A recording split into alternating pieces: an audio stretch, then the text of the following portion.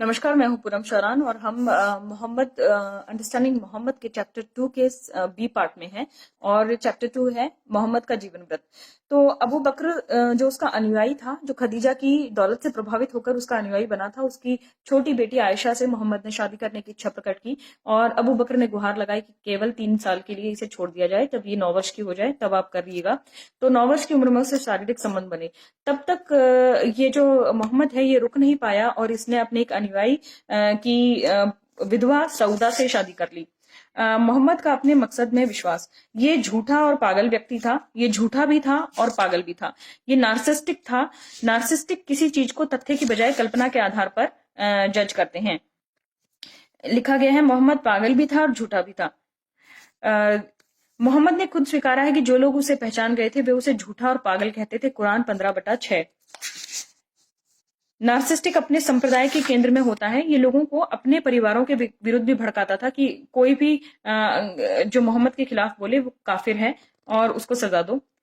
मोहम्मद और मुसलमानों के बारे में सटीक वर्णन है कि मुसलमान आज तक उत्पीड़ित रहते हैं, उन्हें हर जगह शत्रु नजर आते हैं। मुसलमान फरिश्ते, जिन, महराज मोहम्मद की कयामत और डरावनी कपोल कल्पित बातों पर भरोसा करते हैं। मुसलमान इस हद तक नार्सिस्टिक होते हैं कि वह अंधों की तरह मोहम्मद का अनुकरण करते हैं।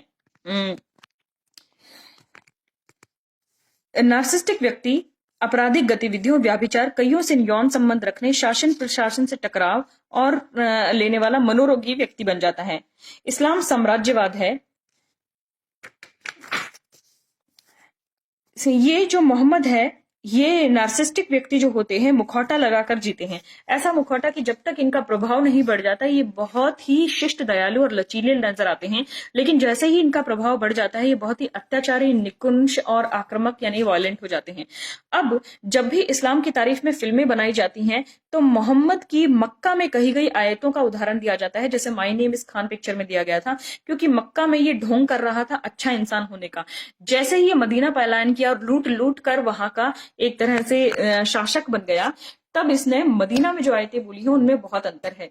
ये देखिए, ए रसूल, उन काफिरों से अच्छे बर्ताव के साथ दरगुजर करो, 15/85। ये आयत उसने मक्का में दी है। अब ए मोमिनो, जहां कहीं भी मूर्ति पूजक मिले उसे काट डालो, 9/5। ये आयत उसने मदीना में दी है। ऐसी ही बहुत सारी आयतें हैं। आगे इसमें चर्चा की गई है कि मुसलमान बाहर से विनम्र और दिलकश लगते हैं, लेकिन वे बहुत ही अत्याचारी और रूखे होते हैं।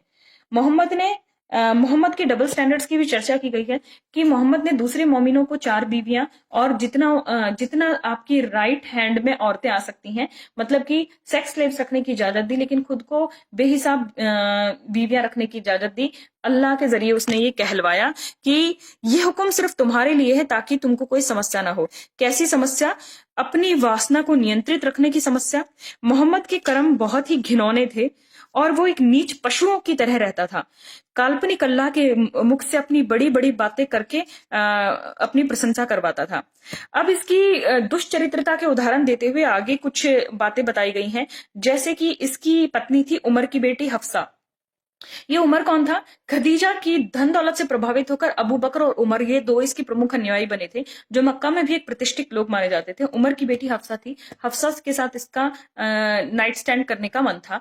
आज आज हफ्सा का नंबर था।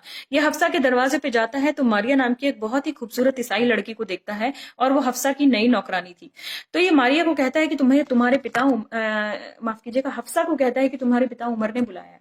तो हफ्सा सोचती है कि पिताजी ने बुलाया है, तो वो चली जाती है, लेकिन ये मारिया के साथ कमरे में घुस जाता है और उसके साथ सेक्स करता है। जब हफ्सा वापस आती है तो वो शोर मचाती है कि तुमने मेरी बारी इसे क्यों दी, और मैं तुम्हारी पत्नी हूं, कम से कम मेरी गुलाम के साथ तो तुमने ऐसा नहीं करना था। तब ये कहता है कि मैंने इसे अपने लिए हराम कर दिया, मैं अल्लाह की कसम खा के कहता हूँ। कुछ दिन बाद ये उस कसम को तोड़ देता है। अब इसके लिए कहा गया है कि मुसलमान क्योंकि हर बात में इसकी नकल करते हैं, तो मुसलमानों के वायदे का कोई भरोसा नहीं होता, उनके वायदे का कोई मतलब नहीं होता, वे अपने वायदे पे टिके नहीं रह सकते, उनकी कस्मों के कोई मायने नहीं होते। मनोरोगी को लगता है कि वो जो भी करना चाहता है उसके पास सब कुछ करने का अधिकार है, वो कस्मों वादों में बंधा हुआ नहीं है। दूसरे इसके दुष्चरित्र का उदाहरण, तीसरा उदाहरण, पहला तो एक छोटी बच्ची आयशा से शारीरिक संबंध बनाने का था, दूसरा ये मारिया का किस्सा है, तीसरा किस्सा है अपनी ही बहू से शादी करने का। तो इसका इसने इसका एक गोद लिया हुआ बेटा था जैद, और जैद की बीवी थी जैनब। अब जैनब को इसने कभी देख लिया शायद बिना सिर ढके, तो इसने क्या किया कि अपनी ही बहू से अपने बेटे का तलाक करवा के अपनी बहू से शादी कर ली, और इसके लिए इसने खुद पे एक आयत भी उतार दी कि ये भी तुम्हें हराम नहीं है, ये भी हलाल है। और फिर इसने बाद में मुसलमानों को हुक्म दिया कि वो बच्चे गोद ना ले, कहीं उनकी बहुओं के साथ ये ना हो जाए।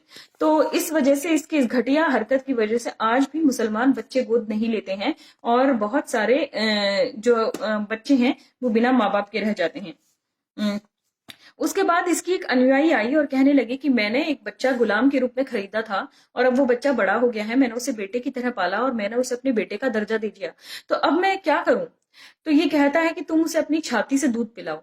तो वो कहती है कि मैं तो उसको पाल के बड़ा कर चुकी हूँ, वो बड़ा हो गया है, मैं ऐसा कैसे कर सकती हूँ? तो ये कहता है कि मुसलमान सिर्फ दूध का रिश्ता मान सकते हैं या खून का, तो अगर तुम उसे अपनी छाती खोलकर दूध पिलाओगी तो वो तुम्हारा बेटा हो सकता है। तो इतनी घटिया घिनौनी बात है कि दत्तक पुत्र को, गोद लिए हुए पुत्र को जवान करने के पश्चात उसे आप दूध पिलाएंगे तो वो आपका पुत्र बनेगा। इस परेशानी से बचने के लिए मुसलमान किसी को गोद नहीं लेते।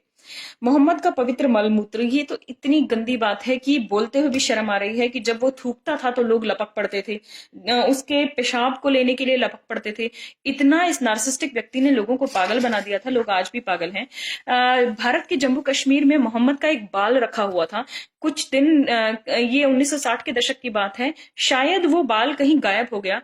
तो यहां से दिल्ली की सरकार ने इजाजत दी सीबीआई को कि जाओ वो बाल ढूंढो, क्योंकि मुसलमानों ने जम्मू कश्मीर में जमकर बवाल काटा। बहुत दंगे फसाद हो गए इस बात पे कि बाल नहीं मिल रहा है, बाद में वो बाल मिल गया। क्या पागलपन है। किसी भी जंग में मोहम्मद अपनी जिंदगी पर दांव में नहीं लगाता था, वो हमेशा द्विस्तरीय श्रृंखलाबद्ध कवच में होता था। तो वो ऐसा करता था कि 2 घेरे बनवा लेता था किसी भी जंग में, और उसके बावजूद वो ऐसा भारी बख्तरबंद पहनता था कि गलती से भी उसे चोट ना लग जाए, जिसके लिए उसे चलने के लिए 2 व्यक्तियों की सहायता लगती थी। और वो क्या करता था कि रेत, मुट्ठी भर रेत दुश्मन की तरफ फेंक कर उन्हें कोसता। तो वो सुरक्षा के घेरे में खड़ा होकर दुश्मन की तरफ फेंक कर कोसता, और अपने आदमियों को जंग में जीतने पर बेहतर कुमारी और खूबसूरत कन्याओं और दिव्य भोजन का लालच देता था। तो वो खूबसूरत बेहतर हूरें यही है, बेहतर कुमारियों का लालच देना और कहना कि तुम्हें खाने के लिए बहुत अच्छी चीजें मिलेंगी। इस चीज का लालच देके वो लोगों को लड़वाता था। उसने हमलों में गुलाम बनाई गई औरतों का बलात्कार करना जायज करार दिया, और यहां तक कि महिलाओं के बलात्कार को सही बता दिया जो शादीशुदा थी। कुरान 4/24। इस्लाम शब्द का अर्थ है अधीनता। मैंने कहा था अधीनता, ये गुलामी कह लीजिए, ये सबमिशन कह लीजिए। पीस इसका मतलब नहीं है, शांति इसका मतलब नहीं है। किसी भी मोमिन मर्द को उस बात की अवज्ञा करने का हक नहीं जिसे अल्लाह के रसूल ने कहा है। वह स्वयं शत्रुओं को दुर्भावनापूर्ण कृत्यों के पीड़ित नायक के रूप में प्रस्तुत करता था। वो सब, उसने बहुत बुरा किया है, उसकी नकल करते हुए बहुत बुरा करते आए हैं ये लोग। 8.5 करोड़ हिंदुओं की हत्या हुई है इस्लामिक आक्रांताओं द्वारा।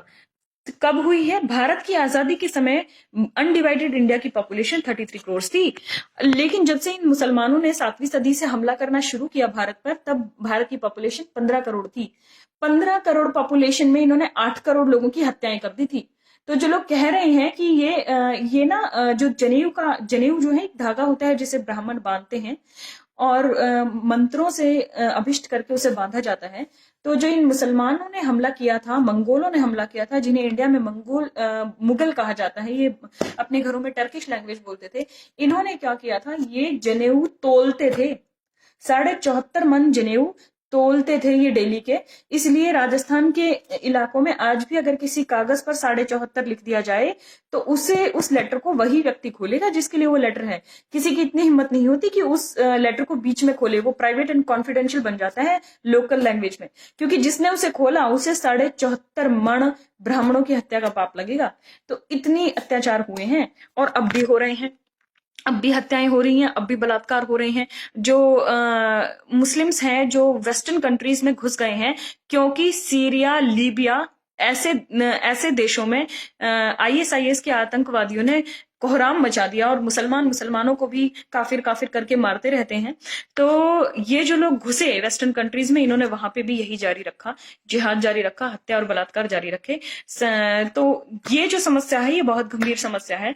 मुसलमानों को इस्लाम छोड़ देना चाहिए और हिंदुओं को मजहब नहीं सिखाता आपस में बैर रखना, ऐसी बकवास बात जो इकबाल ने हिंदुओं को मूर्ख बनाने के लिए कही थी, उससे निकलना चाहिए, चीजों को समझना चाहिए। अब इस चैप्टर का कुछ ही अंश बच गया है। मोहम्मद औरत, शबाब और ताकत की भूख को पूरा करने के लिए लायत रहता था। मोमिनो, खैरात देने के बाद तिरस्कार और मन को आहत कर अपनी खैरात, ये लोगों को उकसाता था कि आप धन दीजिए। रूखा बचपन, नार्सिज्म, तानाशाही प्रवृत्ति मनोविकृति का मुख्य कारण होता है। उसके दादा और चाचा के अतिशय लाड़ प्यार ने अनुशासन में डालने में उनकी असफलता ने उसको ऐसा बना दिया। वो जब मोहम्मद अपनी माँ की कब्र